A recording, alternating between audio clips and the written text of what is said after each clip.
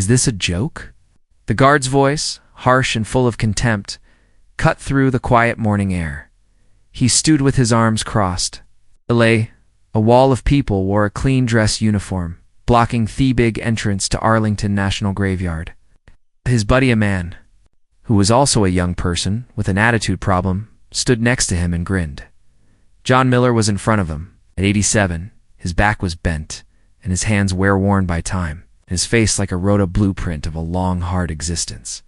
He had on a plain dark suit, threadbare at the cuffs, but perfectly clean. It was the only one he had. He didn't flinch Athgard's question. His look was of via sand steady, stayed focused on the green hills past the gate, where the flag's air flew. At half-mast, he didn't say anything. His stillness is very different from the guard's stance that is hostile. The younger guard stepped up, his shoes shining, crunching on the rocks. "Sir, this is General Wallace's private funeral. Only people who have been invited. I need to see you need to show your credentials or leave." There was a feeling of confrontation in the air, a sore note in a place of honor. Guard was a wall of regulations, Andrews. Seeing merely an old man who was bewildered man who had gotten lost in the wrong, he couldn't perceive the past since he was in the wrong place, standing in front of him. The living proof of the very values that the cemetery was established to. Remember, the stress started to build up and unsafe since there are more autos in lengthy. Black government-licensed cars started to comb. With the people inside, looking about with interest, looking at the old man with pity kept at the gate, John Miller just waited. He had been through worse. The name badge on the younger guard said Jennings sighed in a really dramatic way. Impatience. "Hey, Grandpa, I don't have this is not the time. The motorcade is on its way. Soon, you're making a problem with security." He pointed blankly down the street. "If you want to go to a grave, the public hits a mile that way to get in, or ner. You going to go on, or do we have a tow make you?" When John spoke, his voice came. It was quiet, but it had much of weight, like stones worn down smooth by a river. "I'm here for thee, General. You would have wanted me to be here." The second guard was a man named Corporal Davis, laughed for a brief. "Wow, but it wasn't funny. Yes. You and the General are best friends." "Yes, sir." "With all due respect, General Wallace has 4 stars. Heg of advice to presidents." He didn't have time. Well, for folks who don't have an invite, was evident that the insult was there, covered in a thin layer of formal address. A small group of people who were sad had started to assemble at a respectful distance, their interest piqued by Theston still. They were a group of ranking officials in the military, sad-faced politicians, and people who were grieving family members, all dressed up for the occasion black. Their whispers were a low humor, the guard's piercing tones, a Junk could feel. Their gaze on him, a mix of sadness, anger, and embarrassment. It felt familiar. He had spent being underestimated for most of his life, not visible. It was mostly a role he liked best, but not today. "Not here," he said. "My name is John Miller." His voice, too. I say it. John Miller is here. Jennings moved forward closer, his invasion of personal space, purpose, and scary. "John Miller. Okay. And I'm the Secretary of Defense. Names don't mean anything without the necessary forms. Old dash timer." He pointed his gloved finger at Jay's chest. "You don't have any medals on your suit, no? Proof of service? No ribbons. As far as I think you're a civilian, being on federal property without permission event, with limits." The accusation hovered in the air. No proof of service. John's hand unconsciously drifted to his side, where he could feel the weight of the ghost off.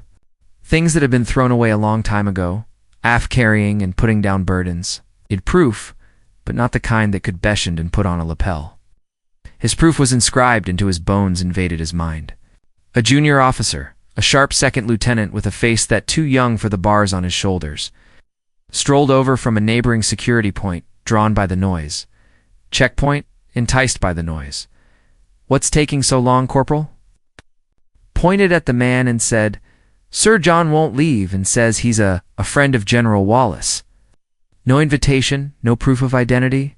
The lieutenant looked John up and down, his staring at the faded fabric of his outfit and the worn-out tips of his shoes. He quickly judged and dismissed it, sir. You are ruining a state funeral. This is the last order I am providing you to live. The property right away.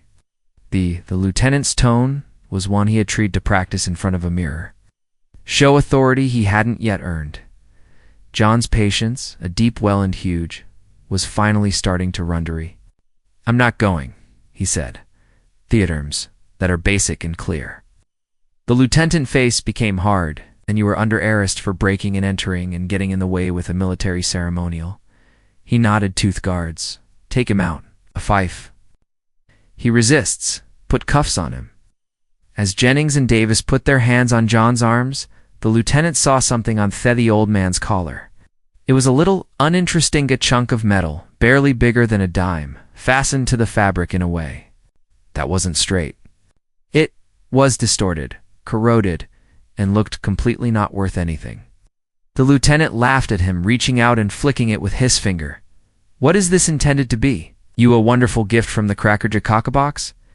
The lieutenant's finger touched when it hit the metal. The universe fell apart. The well-kept lawns of Arlington, placed by the sucking mud with heavy rain from a jungle a long way away.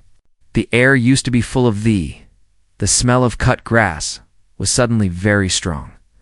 The metallic taste of blood and cordite.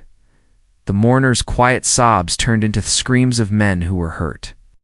A youthful captain, his face plastered with dirt and terror, pinned down by a fallen banyan tree, and his leg was bent at a strange angle.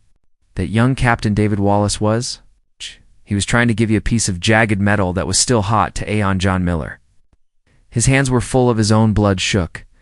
Keep this, John, Wallace had said in a rough voice, tight with anguish. It's not a rule, it's not official, but it means a lot more than any metal they'll ever make. It indicates you were there. It indicates you saved us. The vision broke. John was back. At the gate, the sun was shining in his eyes. The lieutenant was still grinning, not aware. But something had changed in John's face. A flash of fire from an ember that had been burning for a long time his eyes. He shoved the lieutenant's hand away from the pin. Don't touch that, he stated in a stern voice, hazardous and low. The rise had got to its highest point. The guards, feeling brave be their officer, grabbed John's weak arms. The little group gasped. There was no escape from humiliation in public. Humiliating. A man for something he didn't, though deserving to say farewell to a friend. But not everyone in the crowd was just looking. It was a young army captain called Hayes. He had been watching the whole thing, interchanged with a rising sense of worry. He had served 2 tours of duty abroad, and had seen and out and know the quiet, the unbroken quiet, of a real fight-hold. It was the manner the old man standing, the way he took the insults without blinking, the way his eyes looked right through the mess in front of him. There was something very wrong. When the guards put Captain Hayes knew when they put their hands on Johnny, couldn't just stand there. There was no way to intervene. It would be career-ending quagmire of disobedience and a mess of jurisdiction. But he could call someone. He quietly withdrew his heat, took his phone out of his pocket, and his thumb flew across the screen.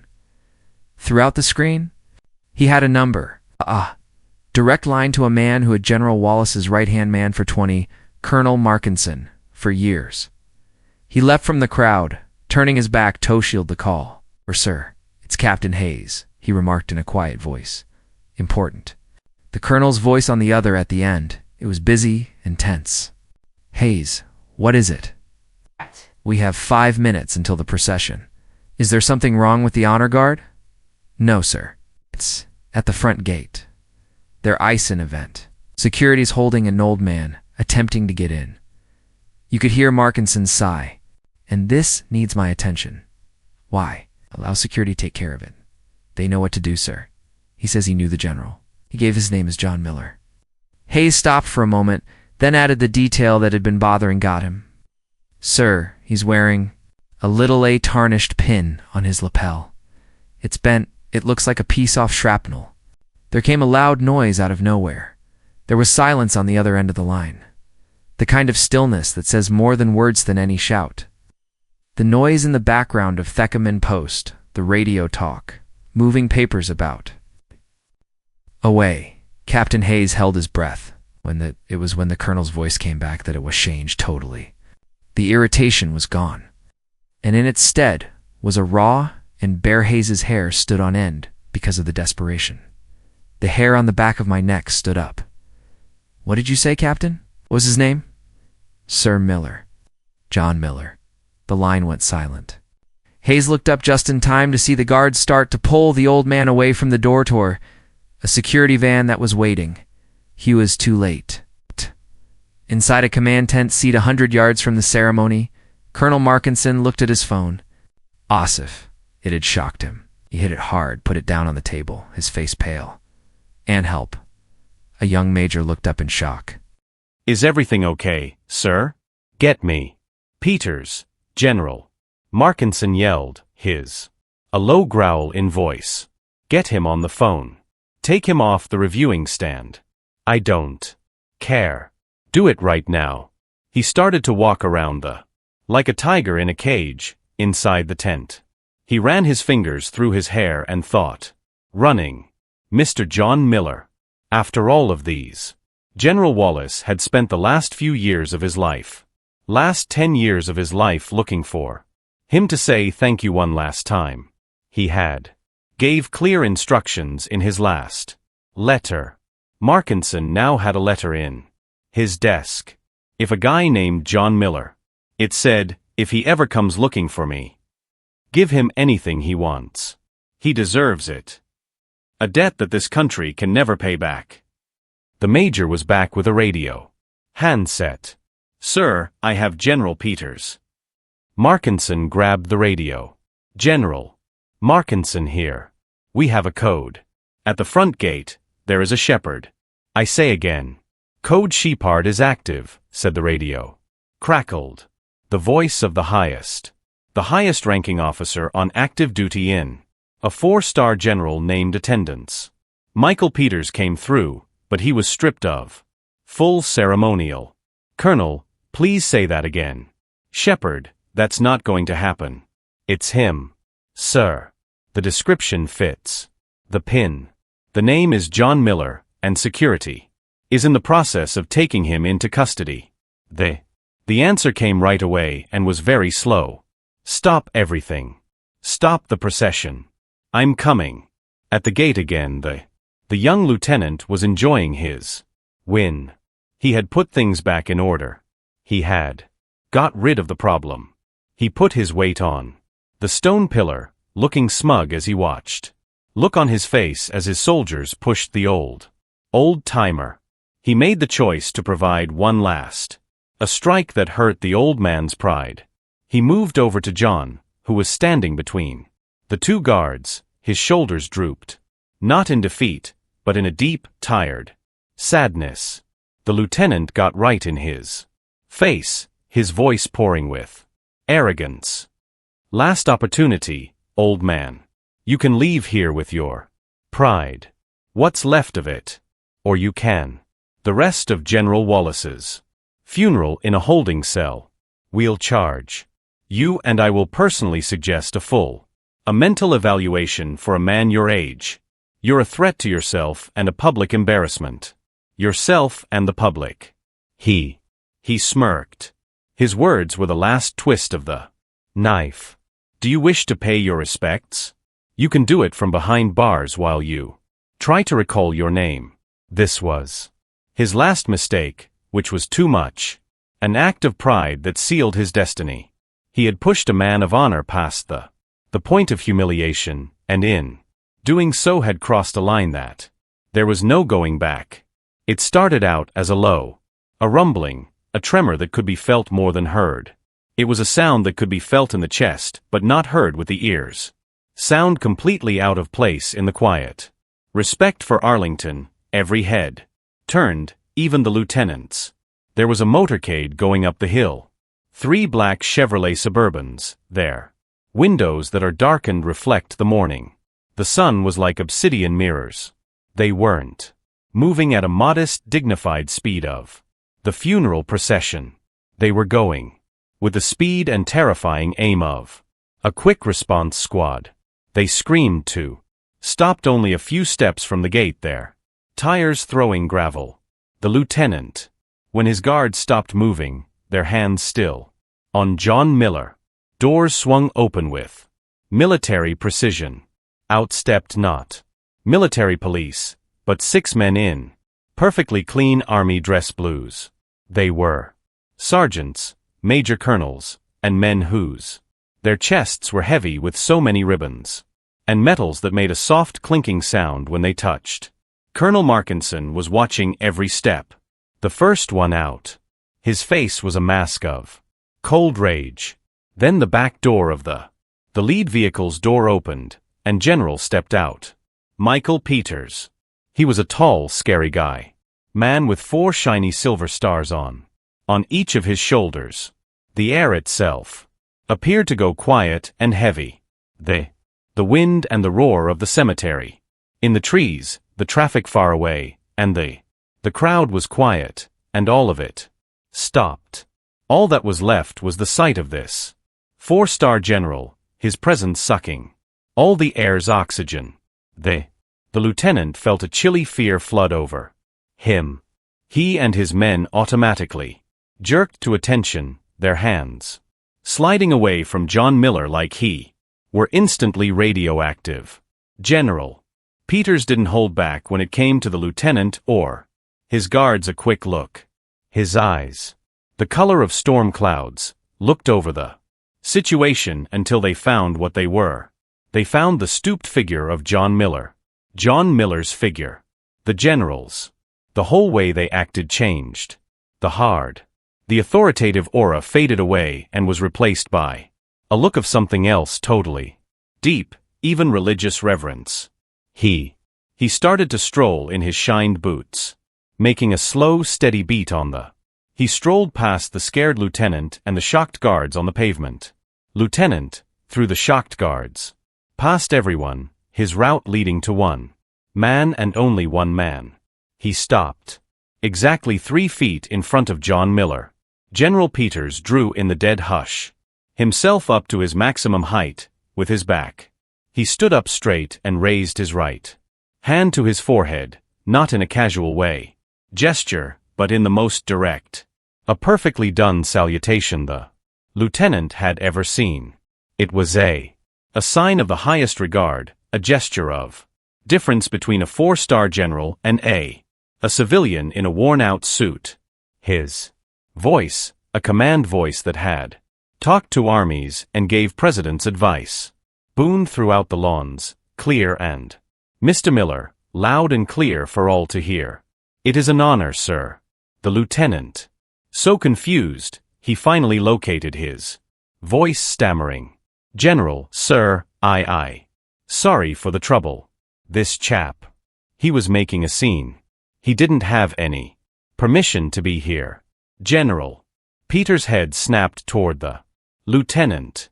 He didn't lower his hand, but his eyes were like lasers on the young officer, a stare that was so strong it seemed like a hit to the body. He has more permission to be on this ground than you or I will ever have, Lieutenant. Then he shifted his focus a little bit too. Spoke to the whole crowd, which is suddenly quiet. The general kept his hand still in his. He saluted and started to talk. His voice was a deep, rich baritone that carries the weight of history. For those of you who don't, let me tell you who you are if you don't already know. You see an old man, and you see. I see a gigantic, yet I'm a civilian. This is John Miller. That's what the history books say. The name doesn't mean anything to the men of the 5th Special Forces Group, to the first people to work for Delta, and to the man. We took you into custody today, General David. Wallace was a famous person who was known by another name, the Shepherd. A group of. The crowd gasped. The name was whispered, a chunk of the battlefield. Folklore, a ghost story told by old soldiers. This man, the general, continued, his voice getting louder. Passion, Travel to locations that don't. Not on any map to save guys. The authorities had given up on him. Wasn't a soldier in the usual. He was a medic, a pilot, and a navigator, and when he needed to be, a warrior of unmatched savagery. He never wore a rank. He never accepted a commission. He turned down every single. He indicated he would only take the medal if it was handed to him. The only thing he wanted was to see his boys. The commander took a stride and said, "Come home." Closer to John. His eyes were sparkling with tears that had not yet fallen. In the spring of 1968, a helicopter with a dozen Green Berets on board was shot down deep in enemy land. A young captain was one of the survivors, called David Wallace. They were there for 3 days, were encircled and outnumbered 10-1, with no way out. But on the third night, a man came for them. Through the forest and through the enemy. The shepherd came with patrols. He had half of those men on his own back. John Miller is here. He is the reason.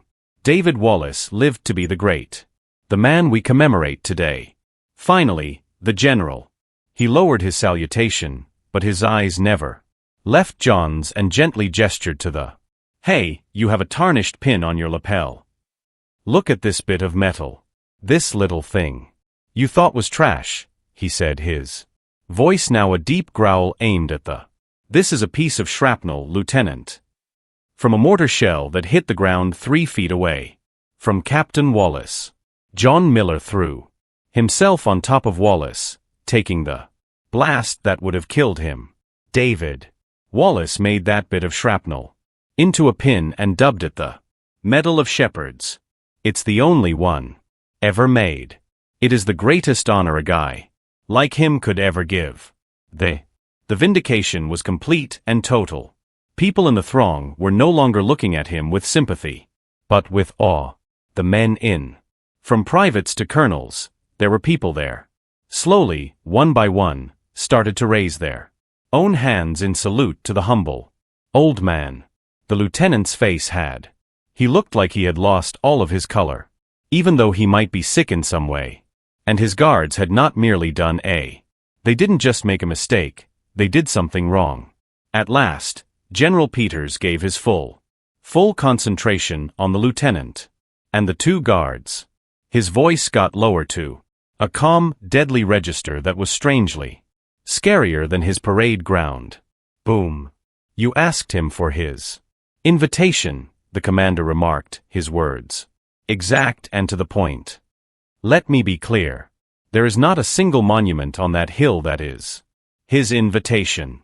Every flag that is flying at half-mast is his personal welcome." He took a step toward them and he flinched like he had lifted his hand. "You wanted to see his decorations, Lieutenant. This man's body has scars that are proof of a kind of bravery that the rulebook could never say how much he wears.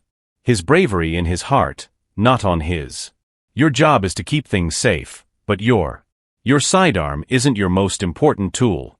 Or your radio. It is judgment. It is discernment. And you have failed at that. On a scale that is hard to believe. You stood in the presence of living history and saw nothing but a problem. You were wrong. A giant for a trespasser. The generals. The gaze seemed unending. You will report to my help.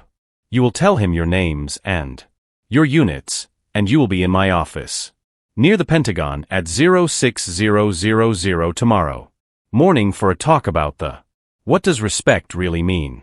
Got it? Yes, General, the 3 men spoke in a low voice, their faces covered by masks of shame. Just as the commander was about to turn away, John Miller, who had been not saying a word the whole time, stretched out and put a soft, withered hand on the general's. "Michael," he continued, in a uniformed arm. Gently, using the general's first name. They were just kids doing their job the only way they knew how. Let it be. The general stared down at John, his countenance relaxing. He nodded gently. Then John turned and looked straight at the young lieutenant. There was no rage in his eyes, just a deep. "Son," John said, his voice kind. "That uniform you wear doesn't make you instantly give you respect. It's a promise, a sign. Respect is something. You earn it every day by how you handle people. And you need to know. That's sometimes the most vital. Folks, the ones who have given up most of them don't wear uniforms at all. Keep that in mind." When John said those words, the recollection of making the pin grew. It came into view completely. It wasn't a mess. This time, a clear moving flash. Scenario: a temporary field hospital. It smelled like antiseptic and death. John Miller, who was only a few years old, was lying on a cot. His back, a gory tapestry of wounds from shrapnel. Captain David Wallace sat next to him, his own leg in a splint. Wallace's. It was a jagged, ugly bit of metal in his hand, taken from Jay's own body just a few hours. He pushed it into Jay's hand. "They're nominating me for a Silver Star." Wallace said that for that disaster, his voice full with feelings. "But it belongs to you. Everything. I don't know what I can do. Provide you that the soldiers will see. But I want you to have this. So you always remember the price. That's why I never forget the debt. Where it came from." The simple object was a story about giving up. A relationship made in blood and fire. General Peters personally took John Miller through the gates and past the rows of soldiers who were standing at attention and the shocked crowd throng. He didn't take him to a seat in the back, but to the very first row, putting him amid the weeping family of General Wallace. Family. They had heard the stories of the shepherd their whole lives, and they hugged the old man with tears in their eyes, thanking him for granting them 50 more years with their beloved patriarch. More years with their dear father. John sat through the service, which was quiet. Stoic person paying their last respects to his friend. His work was now done. The fallout from what happened at the gate was quick and clear. The lieutenant and his guards weren't dishonorably dismissed. John wouldn't. General would have wanted that. Peters was in charge of their reassignment and required retraining. He made a new program for everyone. Security staff at critical military installations. It was a class in awareness of the circumstance, history, and empathy, which was meant to teach soldiers to peer past the surface to see not just the uniform or lack of it. The course became known as, throughout the military, as the Miller Protocol. Tells the narrative of the old. The man at the gate became a warning tale. A story that provided a lesson on humility. Every new hire. Months went by. The seasons changed. The young lieutenant, now more humble and wise, was in charge of a silent checkpoint at a different base. Not as prestigious as Arlington. It was a rainy Tuesday afternoon when he was having lunch at a modest diner with greasy spoons right off post. As the bell above rang while he was making his coffee. The door made a sound. An old man in a basic, the jacket-wearing man walked in and shook the rain off of his shoulders. And sat down at It was John Miller at the counter. The officer's heart raced in his chest. He saw John order a coffee and sat there staring out the window, lost in thinking. The officer stood still for a long time. Sat still, a conflict of humiliation and thanks. He was so angry that he finally stood up. He strolled up to the desk and took a $10 out of his wallet and put it next to John's coffee cup. John looked up, and his serene eyes showed a flash of recognition. The officer couldn't say much. His voice was thick with feeling. "Sir, for the coffee," he said, but he couldn't name it. Stopped for a moment before looking the old man in the eye. "Thanks for the lesson," John said. Miller really glanced at the young man, looked at him and saw the difference. He observed the humility that had taken the place of. He was arrogant. He gave a tiny knowing smile. Smile and a little nod. Stay safe, son. He spoke it in a soft voice, like a blessing. The cop nodded back, turned around, and walked out of the diner, leaving the hero to his coffee, a quiet and courteous understanding that has passed between them. The narrative of John Miller reminds us that not all heroes wear their magnificence is clear to see. If this story of calm bravery made you feel something, please like this video and share it with someone who needs to hear it, and get more by subscribing to Veteran Valor. Tales of the ordinary heroes who walk among